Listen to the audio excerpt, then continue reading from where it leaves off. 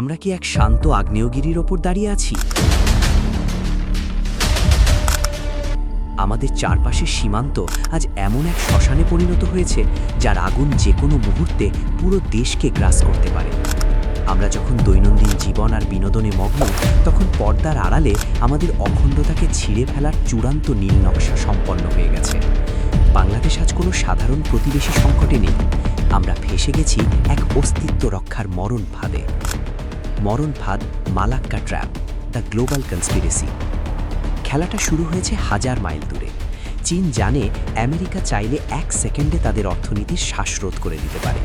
এই চোক পয়েন্ট থেকে বাঁচতে চীনের চাই বিকল্প রাস্তা, আর সেই রাস্তার নাম আরাকান। আমাদের ঠিক পাশেই চীন গড়ে তুলছে তাদের সাম্রাজ্য। কিন্তু আমেরিকা কি তা চুপচাপ দেখবে? কখনো না। আমেরিকা চাচ্ছে আরাকানকে একটা অন্তহীন যুদ্ধের ময়দান বানিয়ে রাখতে, যাতে চীনের বিনিয়োগ ছাই হয়ে যায়। দুই দানবের এই লড়াইয়ে পায়ের নিচে পিষ্ট হচ্ছে আমাদের মাটি।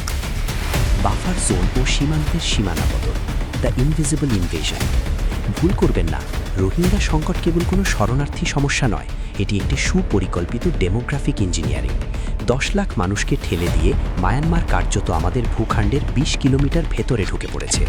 আমাদের টেকনাফ আর উখিয়া আজ বাংলাদেশের অংশ হলেও নিরাপত্তার দিক থেকে তা মায়ানমারের জন্য একটি বাফার জোন। আমাদের সীমানা আজ নাফ নদীতে নেই, তা অনেক আগেই আমাদের ভূখণ্ডের ভেতর ঢুকে পড়েছে।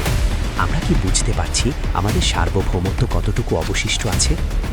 গ্রেটার আরাকান ও বিচ্ছিন্নতাবাদের বিভীষিকা, দ্য ইন্টারনাল থ্রেট। সবচাইতে ভয়ঙ্কর সত্যটা শুনুন, পর্দার আড়ালে জন্ম নিচ্ছে এক নতুন দেশ, গ্রেটার আরাকান। আরাকান আর্মি কেবল মায়ানমারের জান্তা শত্রু নয়, তাদের মানচিত্রে আমাদের চট্টগ্রামকেও তারা নিজেদের অংশ হিসেবে কল্পনা করে। অন্যদিকে পার্বত্য চট্টগ্রামে জন্ম নিচ্ছে তথাকথিত ক্রিশ্চিয়ান স্টেটের স্বপ্ন। পশ্চিমা এনজিও আর মিশনারিদের শত শত কোটি টাকার খেলায় আমাদের পাহাড় আজ অশান্ত। দক্ষিণ সুদান কিংবা পূর্ব তিমুরের মতো আমাদের বুক চিরে আরেকটি দেশ বের করে নেওয়ার আয়োজন কি সম্পন্ন হয়ে গেছে? আমরা কি পরবর্তী গিনিপিগ? ভারত চাচ্ছে আধিপত্য, চীন চাচ্ছে করিডোর, আর আমেরিকা চাচ্ছে ঘাঁটি। এই 3 শক্তির ঘর্ষণে মাঝখানে পড়ে বাংলাদেশ আর চ্যাপ্টা হয়ে যাচ্ছে।